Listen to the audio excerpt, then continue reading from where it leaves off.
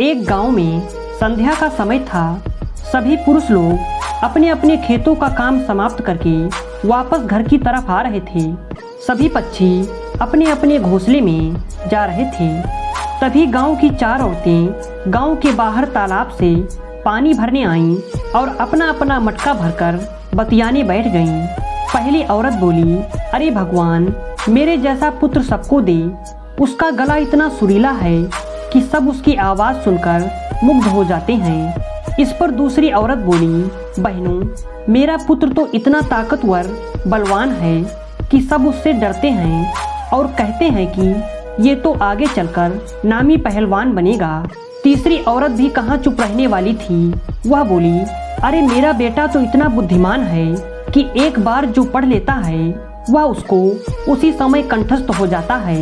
उस पर सरस्वती का वरदान है। सभी की यह सब बातें सुनकर चौथी औरत कुछ नहीं बोली। इतने में दूसरी औरत ने कहा, अरे बहन, आपका भी तो एक बेटा है ना, आप उसके बारे में कुछ नहीं बोलना चाहती हो। इस पर उसने कहा, मैं क्या कहूँ, वह ना तो बलवान है और ना ही अच्छा गाता है, ना ही पढ़ने में तेज है। यह सुनकर चारों स्त्रियों ने अपने मटके उठाए और अपने गांव की ओर चल दिए। तभी कानों में उनके कुछ सुरीला सा स्वर सुनाई दिया। पहली स्त्री ने कहा, देखो, मेरा पुत्र आ रहा है। वह कितना सुरीला गाना गा रहा है। पर ये क्या, उसने अपनी माँ को नहीं देखा और उनके सामने से निकल गया।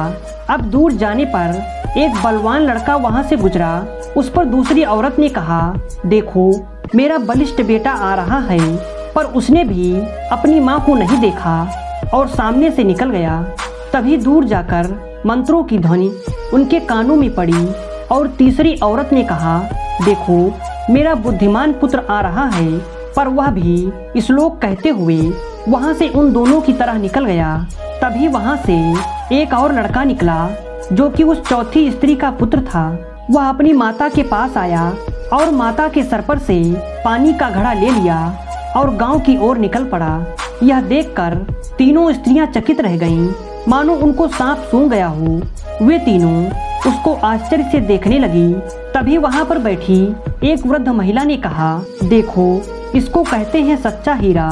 ये है बाल संस्कार का असर। अगर आपको हमारी कहानी अच्छी लगी तो लाइक और शेयर जरूर करें और ऐसी ही कहानियाँ सुनने के लिए हमारे चैनल को सब्सक्राइब करना बिल्कुल न भूलें।